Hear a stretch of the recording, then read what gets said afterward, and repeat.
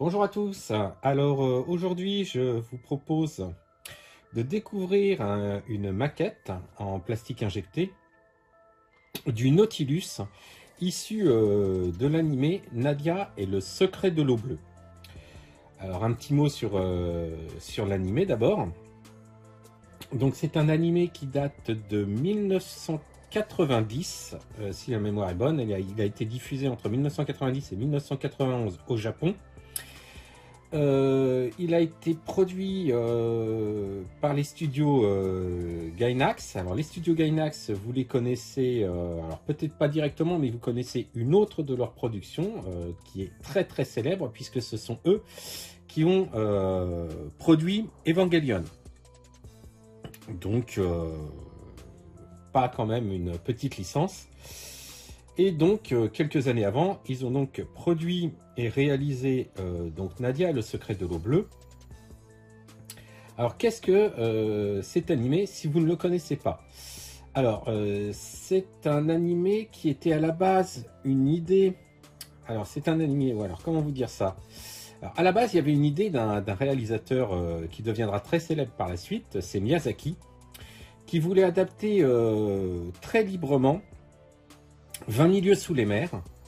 D'après ce que j'ai pu en retrouver, il souhaitait donc récupérer certains éléments du livre de Jules Verne, notamment le Nautilus et le Capitaine Nemo. Mais ça aurait été les aventures de deux enfants qui feraient le tour du monde, ou en tout cas qui voyageraient beaucoup. Mais voilà, l'idée n'a pas été beaucoup plus loin. Miyazaki étant appelé sur d'autres réalisations,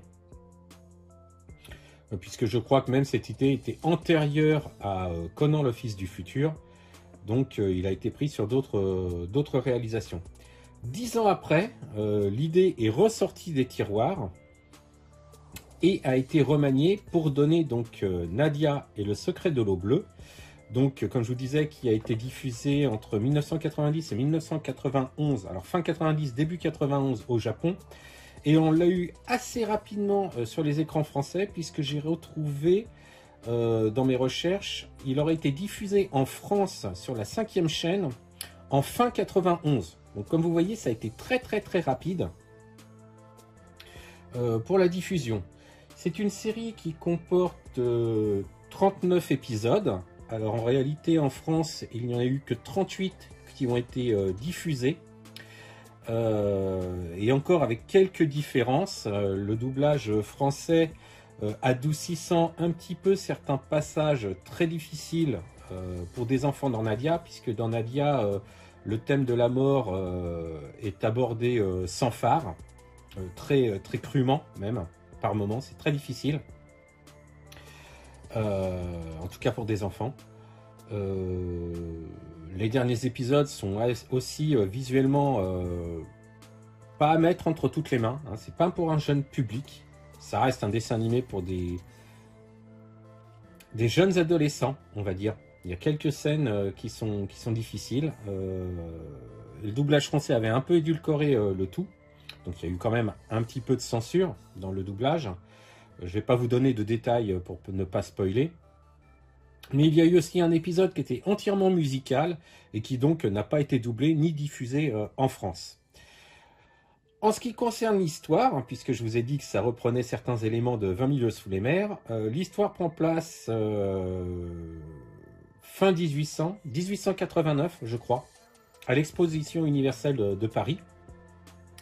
Un jeune inventeur hein, que vous avez ici, qui s'appelle Jean, participe à un concours d'engins volants et au cours de ses pérégrinations au sein de la capitale, il croise une jeune fille que vous voyez ici, hein, donc Nadia, qui est une orpheline qui travaille dans un cirque, et elle va se retrouver poursuivie par trois malfrats, si je puis dire, qui sont au final les éléments comiques de la série, qui veulent lui dérober le pendentif qu'elle a autour du cou. Alors je vais vous mettre une illustration un peu plus précise de Nadia et du pendentif qui est donc la Blue Water, l'eau bleue. Et ils vont se retrouver à faire équipe tous les deux pour leur échapper. Et va s'en suivre toute une série d'aventures qui va les emmener jusqu'à bord du Nautilus, commandé donc par le capitaine Nemo. Donc voilà un peu pour le pitch du dessin animé. Alors, c'est un dessin animé, donc comme je vous disais, qui date de 1990, donc qui a un certain âge. On peut le retrouver très facilement, il est édité en DVD. Alors j'ai le coffret DVD, hein, le voilà. Donc un petit coffret collector édité par Dybex. Il existe un autre coffret, alors celui-ci est collector, mais je vois pas ce qu'il a de collector parce que mis à part les DVD, il n'y a absolument rien. Il existe une autre édition collector qui comporte la série au format Blu-ray et au format japonais. L'édition est complète, elle n'est absolument pas censurée. Et d'après ce que j'ai vu, alors moi je l'ai regardé en VO, hein, donc je pourrais pas vous dire, mais il semblerait que la VF, il y a certains passages qui donc ne sont pas doublés, et qui du coup passent en japonais sous-titré français, même lorsque vous regardez la série donc en VF. Donc ça, voilà, c'est pour ceux qui seraient intéressés, je précise cet élément. Et cette édition-là est quand même très belle. Elle vaut une quinzaine d'euros. Donc le coffret par lui-même a de nombreuses illustrations, très sympa. Et un petit livret, ici. Hop, alors je profite de la présentation de la maquette pour vous présenter aussi le coffret DVD, on va faire d'une pierre deux coups. Donc un petit livret très sympa qui raconte donc le contexte, l'équipe qui s'est occupée de l'anime, pas mal de dessins, donc là vous voyez le Nautilus hein, que je vais vous présenter juste après. Et les croquis donc des personnages avec Nadia, donc Jean, Marie, bon on reviendra dessus, hein, puisque j'en parle un petit, je vous présenterai les personnages sur la boîte. Et le truc amusant, c'est que vous avez ici donc le crayonné du personnage et son nom en français et son nom en japonais.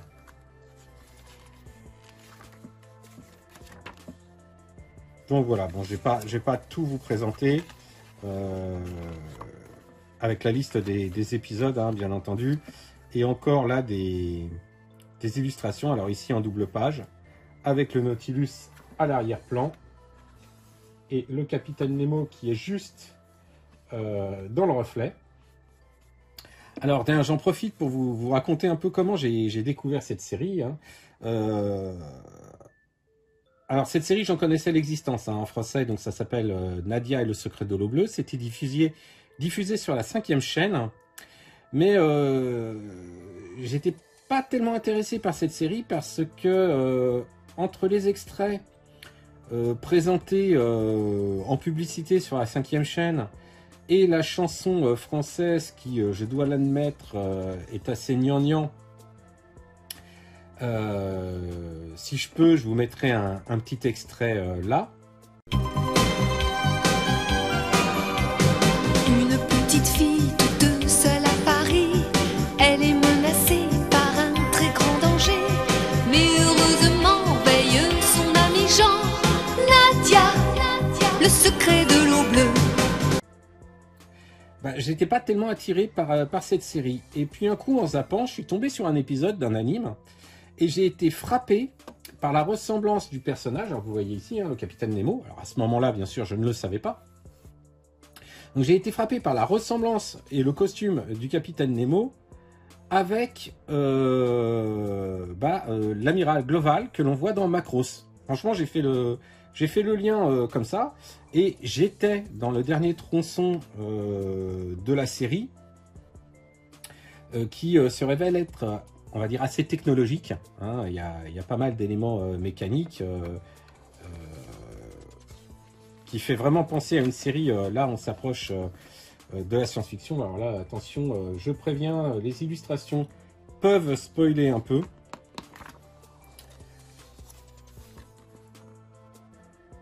Et du coup, j'ai regardé les derniers épisodes avec grand intérêt, et j'ai un petit peu regretté de ne pas avoir vu la série dans son ensemble.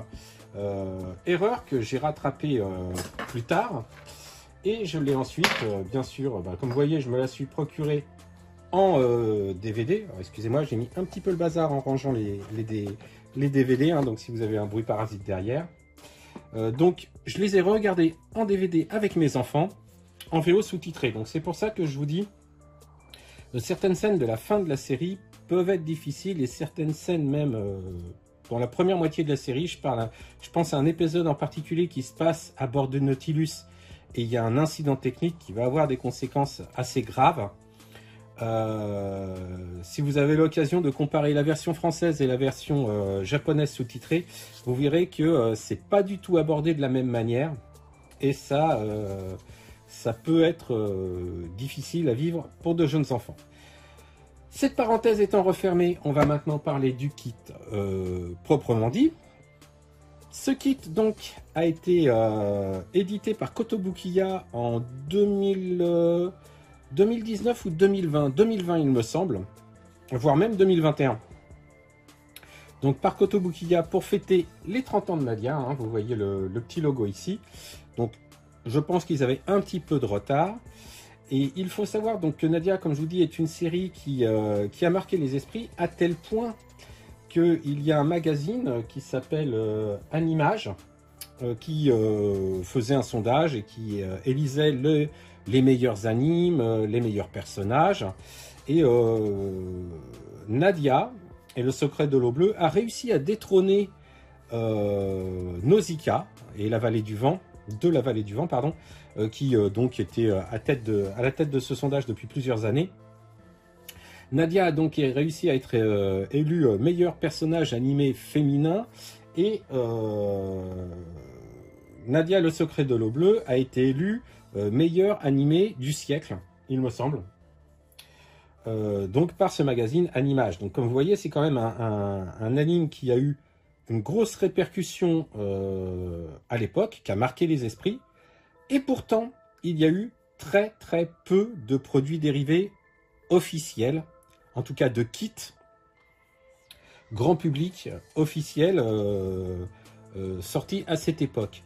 Je vous renvoie vers la vidéo d'Yvan qui fait un peu le point là-dessus, et surtout présente le seul kit en plastique injecté qui est sorti à l'époque, qui était donc le Nautilus, hein, déjà, édité par Bandai. Alors je sais plus exactement l'année, mais je crois que c'était dans les années, c'est 1990-91 aussi. Il était au 1/700e. Alors c'est un très beau kit, hein. Il a un beau présentoir avec une figurine de Nadia avec. Kit quasiment impossible à trouver aujourd'hui, même d'occasion. J'ai essayé 2-3 fois de l'avoir, mais c'était à des prix indécents.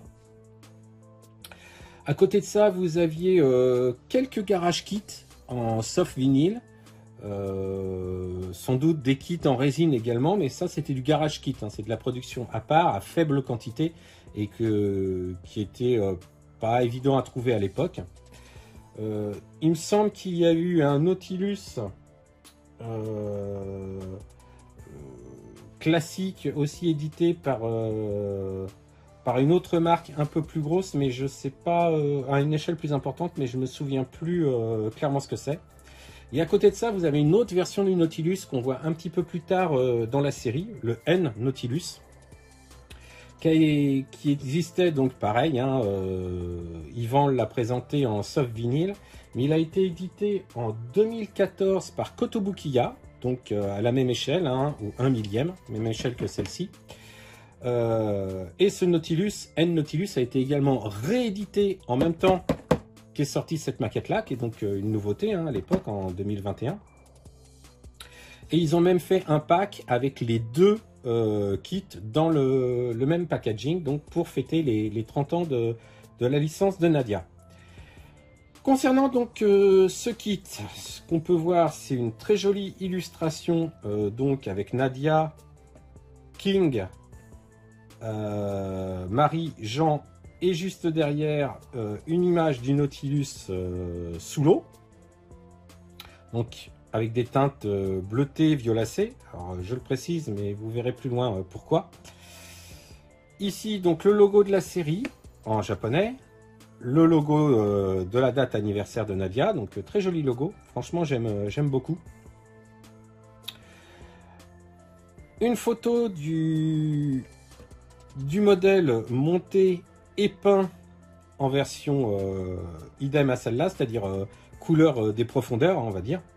Avec également un effet, alors je pense que c'est de la retouche Photoshop, hein. Quand je vois ça, on voit des espèces de marbrures, comme s'il y avait des reflets de l'eau sur le dessus du sous-marin.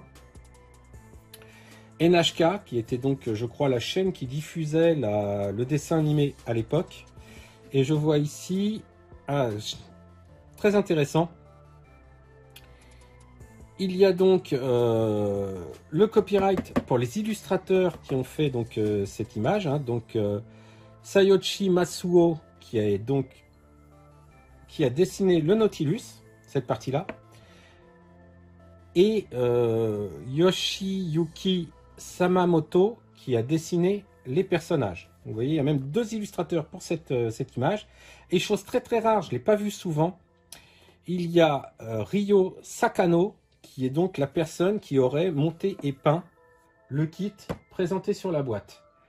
Donc autant très souvent on nomme les illustrateurs de boîtes, autant ceux qui montent les kits pour les boîtes sont très très rarement nommés, donc j'aime beaucoup cette initiative. Sur la tranche de la boîte, alors en faisant attention aux reflets, le même modèle, monté et peint, mais sans les effets aquatiques, on va dire. Donc vue de devant, vue de derrière. Un petit texte décrivant le Nautilus.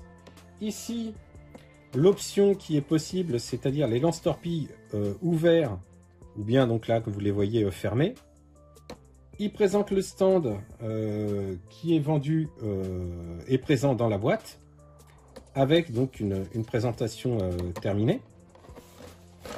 Donc sur le côté, ça reprend une vue de côté du Nautilus.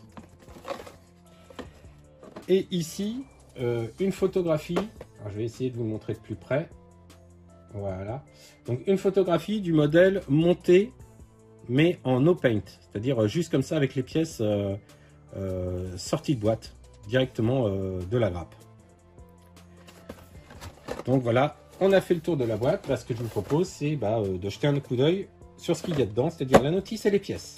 Alors, en ce qui concerne la notice, donc notice en papier glacé couleur, donc assez complète. Alors, ça va être assez casse-pied de vous la présenter parce qu'en fait, elle est toute en longueur en accordéon. Donc, il va falloir que je fasse de multiples pliages. Et comme vous voyez, il y en a déjà eu un certain nombre qui l'ont un petit peu endommagé. Hop, parce que je crois qu'en fait, elle se plie à l'origine comme ça. Et encore, vous voyez, elle est un petit peu partie de travers. Enfin bref. Donc sur la notice, sur le devant, on retrouve l'illustration de la boîte, le nom du kit. Et ici, bon, ça précise bien que c'est le manuel d'assemblage. Alors, hop, on va montrer ça, on va essayer de montrer ça dans l'ordre. Donc, en première page, on a les conseils de montage, comment couper les ergots de la pièce, la nettoyer, comment identifier la grappe, comment assembler les pièces, bon voilà, la définition et la signification des différents pictogrammes. Hop, toc. Donc ici, on voit toutes les pièces contenues dans la boîte avec les différentes grappes. Donc, comme vous pouvez voir, il y a 1, 2, 3, 4, 5 grappes consacrées au Nautilus et une grappe uniquement consacrée au stand. Et ensuite, on attaque le montage. Alors c'est un peu étonnant. Première chose qui est présentée en haut de la notice, c'est le modèle terminé. Voilà, hein, donc au début, on nous met le résultat. Ensuite, pour le montage, la première étape consiste à assembler le corps principal de la coque, hein, donc ça correspondrait à cette partie-là. On rajoute 2 éléments qui sont extérieurs et qui vont se fixer sur la coque. Donc ça correspondrait à ce qui se trouve en dessous, on va dire la quille. Hein. Même si pour un sous-marin, je pense pas qu'on puisse parler de quille, mais donc cette partie-là. Ensuite, Hop. Ensuite, on va assembler ce qui me semblerait être des espèces de moteurs à gauche et à droite. On va mettre la pointe, donc la proue, la poupe, après avoir mis la pièce représentant les hélices à l'intérieur. Ensuite, on attaque une nouvelle pièce en assemblant le dessus, le dessous, les éléments extérieurs. Alors, pour ce que je vois, c'est assez bien pensé. Les lignes de construction sont quand même quasiment et systématiquement cachées. Ou en tout cas, là je vois la ligne, c'est au niveau de l'étrave, donc ça peut se confondre avec un joint ou une ligne d'assemblage de panneaux si le modèle avait été réel. Donc c'est pas choquant l'endroit où ça se rejoint. Et vous verrez après qu'en fait les éléments aussi qui se montent, les pièces sont déterminées également par leur couleur. Donc c'est pas trop mal pensé, hein. Donc là on rajoute des éléments sur l'espèce d'élément central, là on dirait comme des ailes. On rajoute cet élément sur le dessus du Nautilus. On habille le pont avec les différentes parties, hein, donc deux parties planes et une partie où on a le choix entre les silos de lance-torpilles ouverts ou fermés. Donc il précise même qu'il ne faut pas coller cette pièce-là pour pouvoir, j'imagine, pouvoir les changer quand on le souhaite. Ensuite, on rajoute ici quelques éléments sous le Nautilus. Donc on voit différentes turbines et on voit qu'il y a des détrompeurs pour ne pas se tromper. C'est le cas de le dire, hein, des trompeurs pour ne pas se tromper. De pièces, hein. Celle qui va ici a un petit ergot, celle-ci n'en a pas. Et on a ici le cache que l'on peut mettre ou retirer suivant qu'on utilise le stand ou pas. Des petites dérives qui se mettent sous le Nautilus, l'espèce de pont supérieur, deux dérives ou stabilisateurs, je pense, dans le cadre d'un sous-marin, donc sur l'avant du Nautilus. Ici, c'est le poste de pilotage, donc qui se place au centre du navire, devant l'espèce de pont supérieur, avec une petite antenne. Et à l'arrière, une espèce de protubérance qui correspondrait au quartier du capitaine Nemo, si ma mémoire est bonne. Ensuite, hop, c'est le montage du stand, donc pas très compliqué, hein. On emboîte les différentes pièces transparentes sur le pied et on pose le Nautilus sur le dessus et ça nous donnerait ça au final. Bon, dommage, on a une notice entièrement en couleur. Oui, c'est ça, une notice en papier glacé en couleur. Et là, on a une photo en noir et blanc qui rend pas vraiment bien. Et ensuite... Ah, j'ai oublié de vous présenter cette partie-là.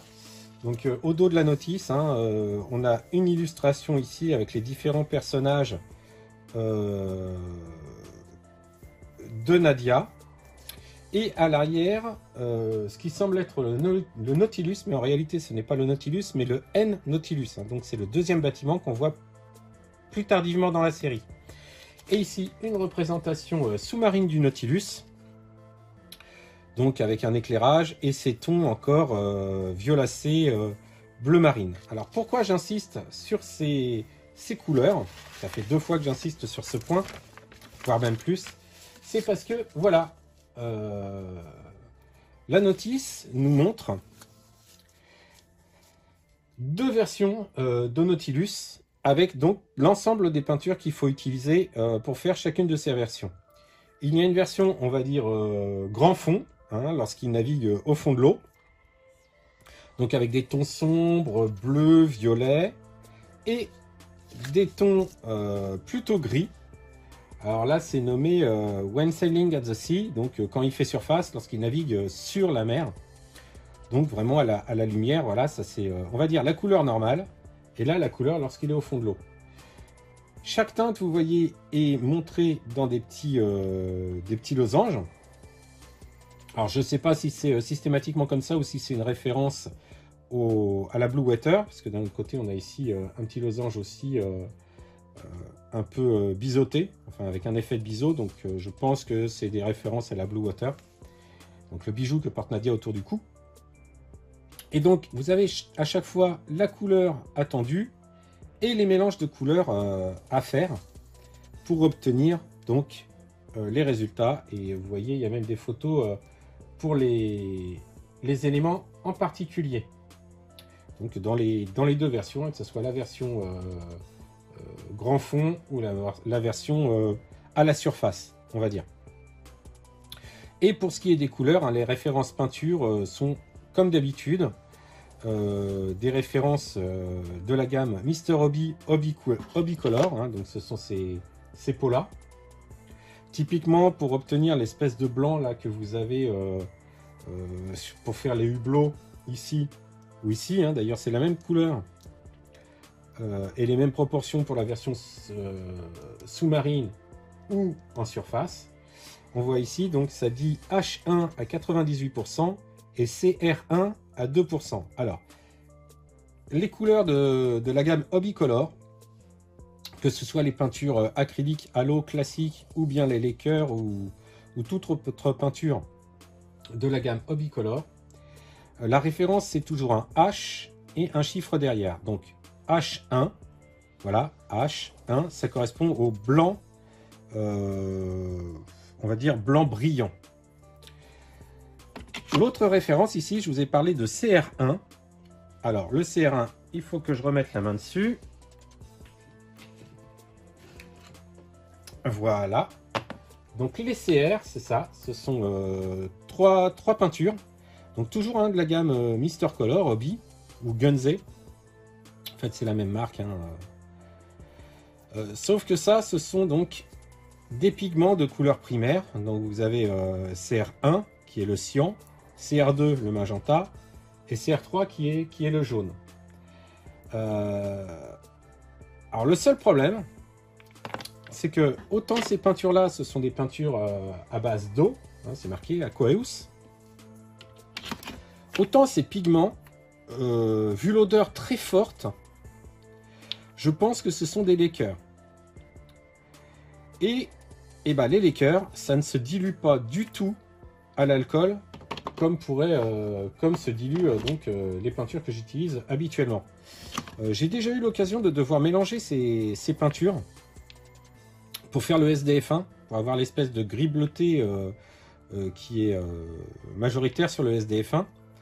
Et autant la première fois ça s'était très très bien passé, autant la deuxième fois, alors je sais pas si c'est parce que j'utilisais pas le même alcool pour diluer ma peinture et autres, mais le fait d'utiliser ces peintures et de les mélanger avec celle-là, alors est-ce que c'est le diluant ou les peintures entre elles qui ont réagi? Je ne sais pas, mais je me suis retrouvé avec un précipité, des espèces de petits granules dans ma peinture et qui bouchaient donc systématiquement mon aérographe dans le pire des cas, et si ça ne le bouchait pas, ça me faisait quand même un résultat sur ma pièce granuleux, vraiment pas terrible.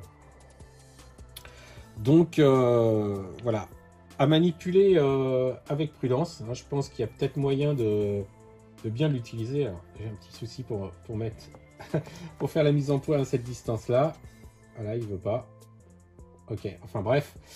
Donc faire des essais ou peut-être utiliser le diluant de la marque, ça résout peut-être le problème, puisque le diluant de la marque Hobby Color est toujours le même, que ce soit pour ces peintures là ou ces peintures là.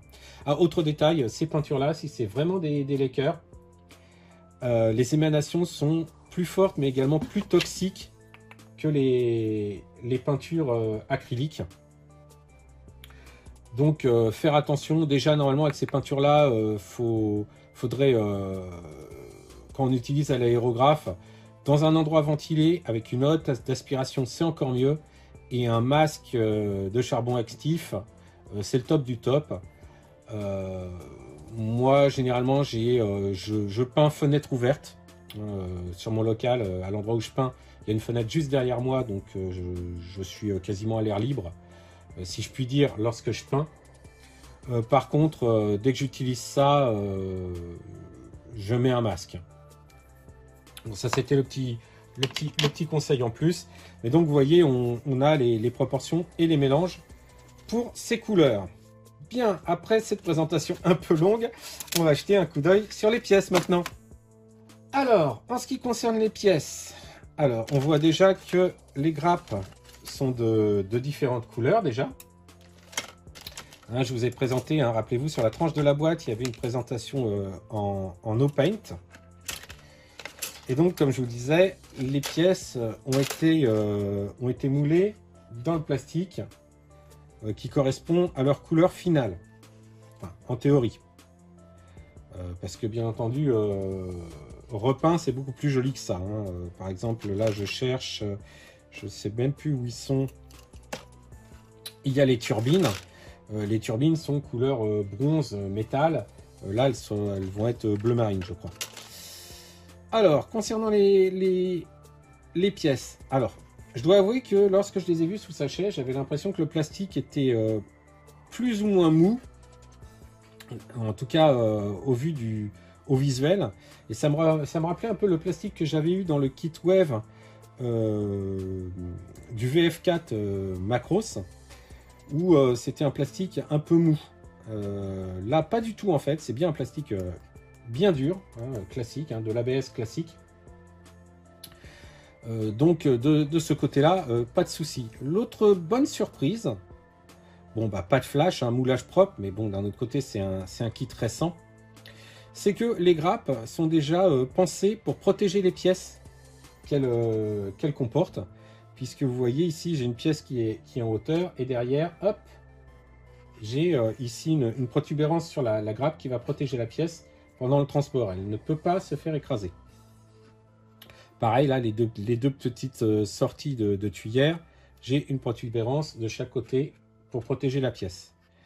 Et en ce qui concerne les pièces, bon là, c'est pas très visible. Bon, le moulage est sympa. J'ai quelques détails gravés à l'intérieur là, mais vous ne pourrez pas le voir à la caméra, parce que déjà, moi, à l'œil, là, j'ai du mal. Il faut vraiment que je mette l'éclairage d'une certaine manière. Mais donc, alors ça, c'est le nez.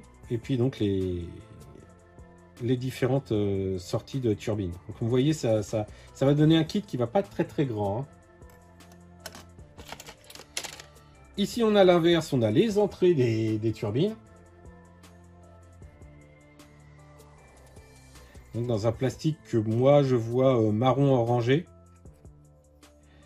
Ce que je vois aussi, et qui est pas mal, c'est que les points d'ancrage sur la grappe sont relativement fins et proches des bords des pièces. Donc du coup, on va peut-être avoir des coupes plutôt propres et il n'y aura peut-être pas forcément besoin de... Alors, poncer sûrement, mais pas forcément besoin d'appliquer de la putty parce que ça aura fait un gros trou lorsqu'on aura dégrappé. Alors bien sûr, si vous dégrappez en arrachant, c'est sûr et certain vous allez endommager la pièce. Mais si on utilise une pince coupante ou même un X-Acto ou un cutter bien affûté, ça devrait se passer très très bien sans laisser de traces sur la pièce dégrappée. Donc ici on a ce que je vous disais, le pont supérieur. Alors petit détail qu'il faut que je vérifie, mais il me semble, alors sur la notice, tout le pont est d'une seule et même couleur, plutôt bois plus ou moins foncé, hein, toujours pareil, hein, l'histoire de au fond de l'eau ou au-dessus de l'eau. Alors qu'il me semble que dans le dessin animé, il faut que je vérifie. Je vais essayer de mettre une capture d'écran du dessin animé si j'en trouve une, mais il me semble que le bord est de la même couleur que la coque du Nautilus, hein, donc ça doit être un gris. Je suis pas certain. Il faudra que je vérifie, et si c'est le cas, il faudra donc que je corrige ça lorsque je mettrai la peinture. Sinon, une belle gravure, hein, là, vous pouvez voir là, avec les reflets, là, la pièce est bien gravée. Ça va donner un beau rendu. Donc ça correspondrait au moteur à l'extérieur et la coque qui est en plus, hein, qui se met sur le côté et le dessous, hein, comme je vous disais, ce qui correspondrait à la quille, rappelez-vous, les turbines. Donc pareil, hein, ça se voit, je ne sais pas si ça se voit vraiment à l'écran, parce que la pièce est très sombre déjà, mais il y a plein de petits détails gravés. L'échelle n'est pas très grande, mais il y a quand même pas mal de détails. Et donc là, on a les deux pièces dont je vous parlais tout à l'heure, la 13 et la 12. Donc là, on voit ce sont deux turbines. Et donc on voit que la fixation ici n'est pas tout à fait la même ici. Alors à l'écran, je ne sais pas si ça se voit, mais ici c'est juste un rectangle. Et sur celle-ci, le rectangle est biseauté sur le côté. Donc on ne peut pas se tromper lors de l'assemblage. En plus, bien sûr, de faire attention aux numéros. Et là, donc, le corps principal du Nautilus. Hein. Alors pareil, hein, quelques petits gravages très sympas, donc avec les écoutilles, plein de choses.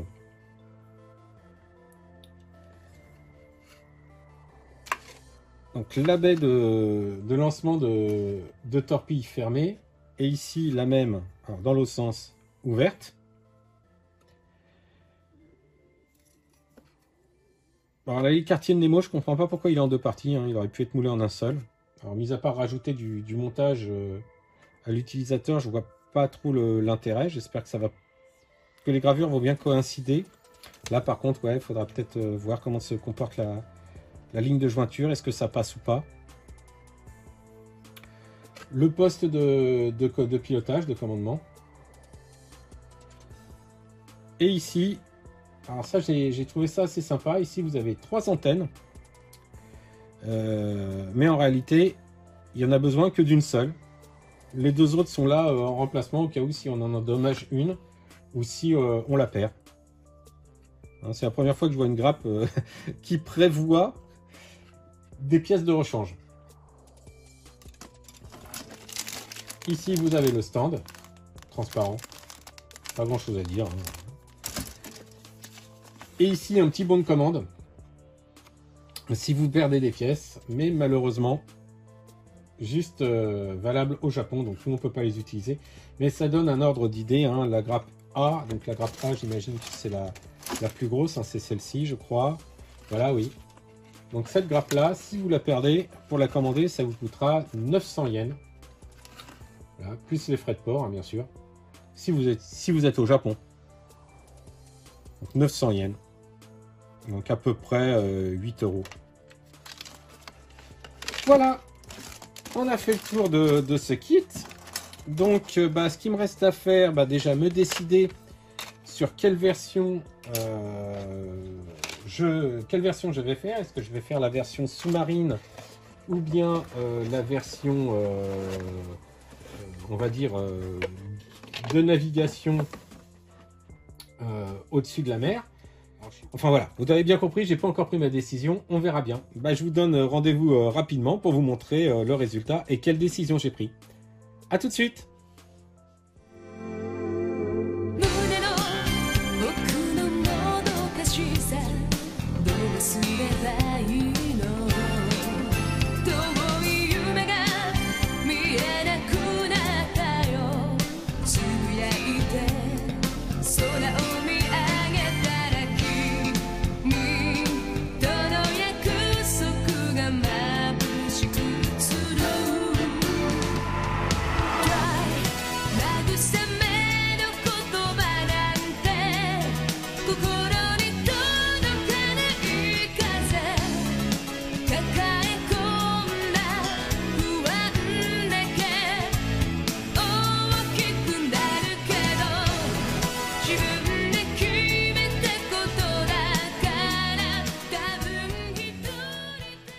Ça y est, il est terminé. Donc le Nautilus de chez Kotobukiya au 1 millième tiré de l'animé Nadia et le secret de l'eau bleue.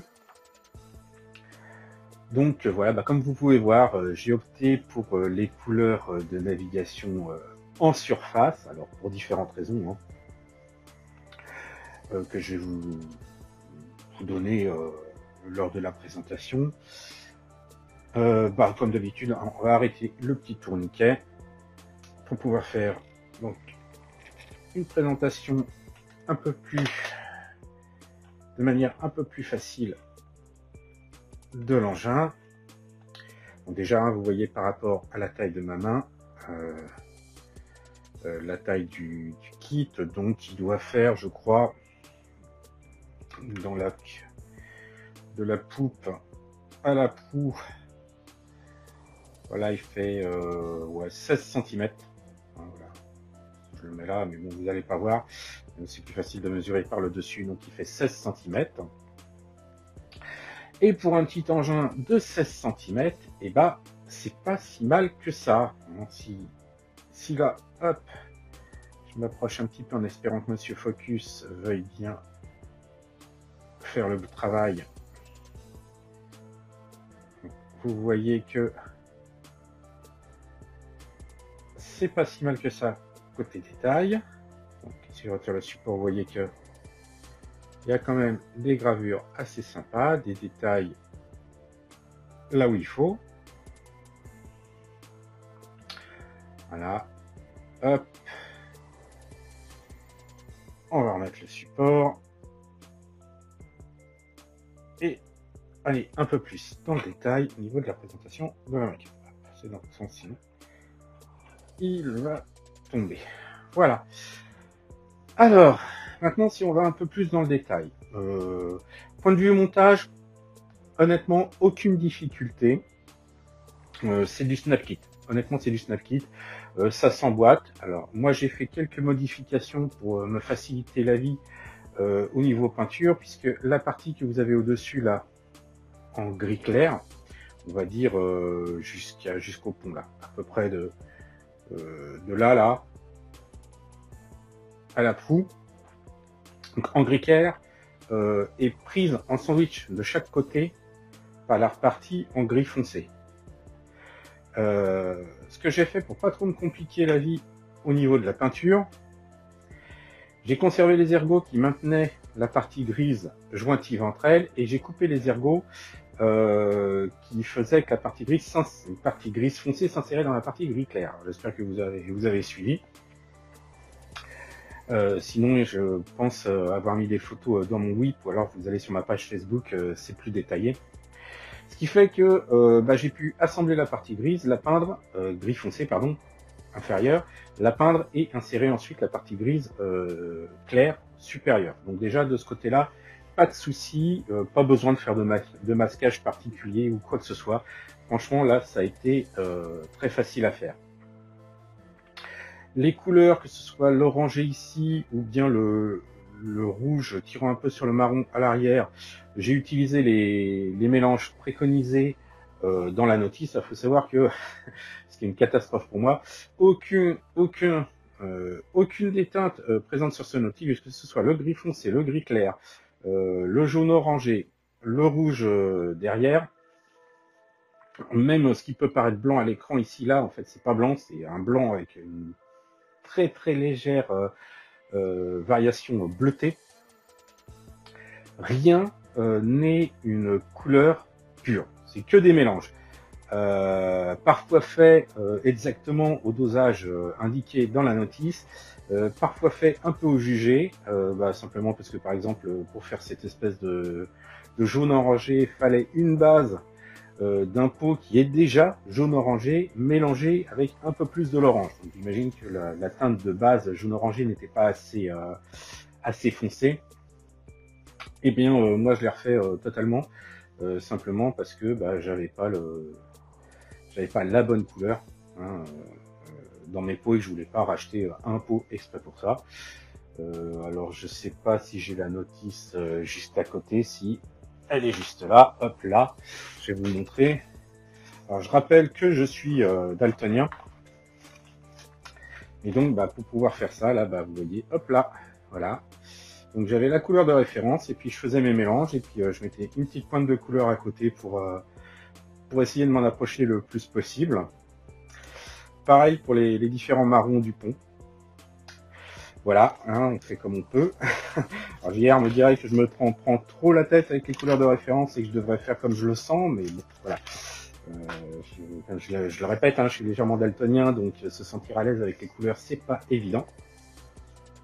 Mais au niveau du rendu, je suis super content. Au niveau de l'hélice à l'arrière que je vous ai présenté tout à l'heure, voilà, il est super léger. En fait, donc l'hélice à l'arrière ici, normalement il préconisait un ton bronze. Mais la peinture bronze que j'ai, c'est la peinture de chez Tamiya, celle-ci. Alors, hop là, voilà, celle-là, là. Hop. Alors qu'il y a une véritable... Alors au niveau peinture, vous l'appliquez au pinceau. Alors paradoxalement, la peinture au pinceau chez Tamiya, c'est pas top normalement. Mais celle-là, appliquée au pinceau, elle est super. Appliquée à l'aérographe, c'est l'horreur. Hein, simplement, faut diluer bien plus que la normale. Alors ça arrive souvent avec les peintures métalliques. Mais en plus, là, faut y aller à fond au niveau pression. D'habitude, je peins à 1 bar, 1 bar 2. Là, j'étais quasiment à 1 bar 5, 1 bar 7 pour qu'il y ait quelque chose qui sorte. Et j'étais en 0,4. Alors d'habitude, je peins... Alors ça, c'est le diamètre de l'aiguille. Hein, d'habitude, je peins en 0,2. 0,15 quand je veux faire quelque chose de très précis. Mais ça, c'est beaucoup plus rare, surtout pour les ombrages sur les figurines, ce genre de choses. Donc voilà, en fait, elle était trop sombre, donc j'ai mélangé avec du cuivre. Là, voilà, celle-là, cette peinture-là. Ça, c'est cuivre. Donc j'ai fait un petit mélange avec les deux pour que ça soit sympa. Sur la notice, il donnait également les espèces de turbines qu'on a sur le dessus, là. Donc vous en avez 3 au-dessus et 2 en dessous, là, vous voyez par transparence au niveau du support. Au niveau de la notice, il est donné de la teinte, hop là, hop, pour la mise au point, voilà, il est donné de la teinte du sous-marin. Moi j'ai opté pour, après avoir regardé certains épisodes de Nadia, hein, comme vous avez pu voir en première partie, j'ai le coffret vidéo qui m'a bien servi cette fois-ci. Ça a été une horreur parce que déjà on voit très rarement un plan du Nautilus avec les turbines supérieures et inférieures vraiment visibles. Et quand on les voit, c'est très rarement la même couleur. Des fois elles sont grises, des fois elles sont bronzes, des fois elles sont à peine représentées. C'est un cercle parce qu'elles sont censées être en mouvement.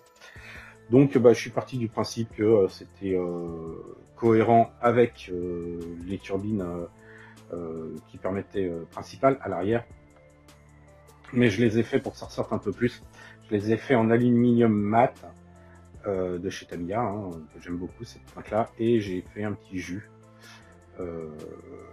pour que ça ressorte bien. Concernant le jus, justement, j'avais prévu de faire un jus noir pour la partie inférieure, parce que comme elle était au foncé, je me suis dit que c'est ce qui serait le mieux. Et sur le dessus, je voulais faire un jus soit terre de sienne, soit gris. Après le gris, je me suis dit que je pouvais me rater. Donc j'ai voulu faire un jus terre de sienne, sauf que pour faire mes jus, j'utilise des peintures à l'huile. Je vais vous montrer. Voilà, celle-ci, c'est une blanche. Hop. Alors, attendez, hop, là. Toc. Ah, comme je vous disais, il est hyper difficile à équilibrer. Donc voilà, j'utilise ces peintures-là. Donc ça, c'est une blanche. Elle me sert pour certaines teintes, pour éclaircir le noir, faire du gris par exemple. Et celle-ci, c'est une rouge. Mais j'ai la même en terre de sienne. Hop, voilà. Voilà. Mais la différence entre ces deux teintes, bon, voilà la noire, c'est que ça, c'est de l'extra fine, et ça, c'est de la fine. Et lorsque j'ai voulu faire mes jus, tout bêtement, autant la noire, elle s'insérait bien dans les gravures du Nautilus, autant la terre de sienne, ça allait pas du tout. Ça faisait des paquets, ça s'insérait pas. Donc j'ai essuyé le surplus, ce qui lui donne quand même quelques légères traînées. Alors, au départ, je voulais faire quelque chose de nickel chrome pour une fois. Bon, il y a eu un petit weathering, pas voulu au départ, mais bon, j'ai fait avec. Et j'ai repassé un jus noir par-dessus, enfin pas par-dessus, mais en plus. Donc pour souligner les creux.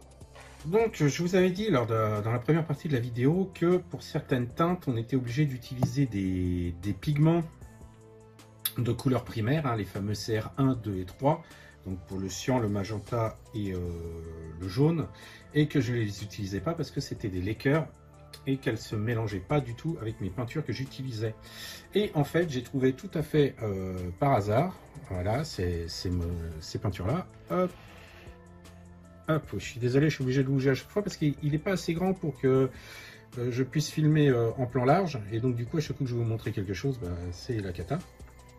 Donc voilà, j'ai trouvé ces peintures qui sont non pas des CR, mais les HCR. Donc on va dire l'équivalent des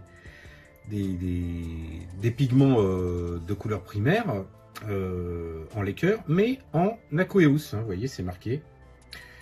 Donc, bah justement, pour le blanc, là, enfin le blanc légèrement bleuté qui est sur ici le poste, la passerelle, ou bien le pont panoramique, on va dire, du capitaine Nemo, c'est 98% de blanc brillant avec 2%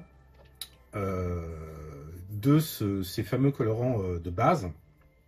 Donc là, j'ai pu faire le mélange sans difficulté. Ça a été quand même assez sympa. J'ai pas eu de précipitation, j'ai rien eu, donc je valide ces pots. Sachant que je les ai trouvés sur AliExpress, j'ai pas encore réussi à les trouver ailleurs. Sur cette maquette, il y avait la possibilité également de faire la version avec les lance-torpilles ou lance-missiles ouverts. Alors il y a cette partie-là que je n'ai pas collé, hein, qu'on peut retirer, et on met cette partie-là donc à la place. Je le fais pas régulièrement, alors je vais essayer de le faire. Parce que... Voilà. Donc voilà ce que ça donne. En espérant que la mise au point se fasse. Voilà. Donc c'est sympa, mais moi personnellement je préfère quand même la partie fermée. Voilà, bah, j'en ai terminé avec ce petit kit. Alors oui, j'ai mis une semaine à le faire. Hein. Franchement, il y avait, comme je vous ai dit, il est d'une facilité déconcertante. J'ai été obligé de mettre un peu de putty là à l'avant parce que les deux parties qui se fermaient, on voyait la jonction sur le dessus. Pour découvrir par la suite que sur certains plans du dessin animé, on voit une ligne à cet endroit-là. Alors pas tout le temps, mais ça arrive. Oui, bien sûr, en dessous, hein, j'ai également estompé la ligne de collage. Après, je dois avouer que j'ai quasiment pas utilisé de putty. Il faut quand même que je sois honnête. Alors, pour une autre raison, c'est que ce plastique-là réagit très très bien à la colle ABS. Alors, la colle que j'utilise, c'est la Extra Thin de chez Tamiya. Hop, là voilà. Toc. Et donc, comme il réagit bien, il suffit de bien presser les pièces et on ponce après. Il reste quasiment aucune marque. Généralement, j'avais mis un peu de putty à l'endroit où mon cutter avait un petit peu ripé. Ou alors, de mémoire, je crois que c'est arrivé à un endroit et c'était sur une de ces pièces-là. Donc, j'ai même pas eu, j'ai pas mis de putty là, j'ai juste fait une réparation qui ne se voit pas. C'est plutôt les marques de dégrappage. J'ai beau avoir fait attention, ça se voyait quand même un peu à certains endroits. Donc voilà, j'ai été un petit peu long pour un si petit kit. J'espère que ça vous a plu. Savoir que Kotobukiya va ressortir le N Nautilus, donc le deuxième Nautilus visible dans cette série animée qui est beaucoup plus grand et qui a également la particularité de ne pas être un sous-marin. Je crois qu'elle ressort là en juin ou en juillet, je ne sais plus exactement quand. Voilà, mais sinon j'ai vraiment mis une semaine, voilà, pour faire ce kit qui était très très très simple à faire. Bah, ça y est, on a fait le tour, j'ai été un petit peu long, mais bon. Si tout ça vous a plu, vous n'hésitez pas à mettre un petit pouce bleu ou même vous abonner. Hein. J'ai un programme bien chargé pour cette année, j'espère pouvoir faire tout ce que j'ai prévu. Vous pouvez voir également l'avancée de mes travaux, donc savoir sur quoi je travaille avant que la vidéo sorte, c'est simple. Il suffit d'aller sur ma page Facebook, pardon, donc c'est Geek Factory. J'ai une page Instagram où je mets plutôt des photos des kits terminés. Voilà, elle sert quasiment qu'à ça. Et puis voilà, je crois que j'ai fait un peu le tour. Ah si vous voulez faire un commentaire pour m'encourager ou me donner des conseils ou quoi que ce soit, du moment que c'est cordial, la section commentaires est là pour ça. Et en attendant, je vous donne rendez-vous très bientôt pour vous présenter un autre kit. Ciao!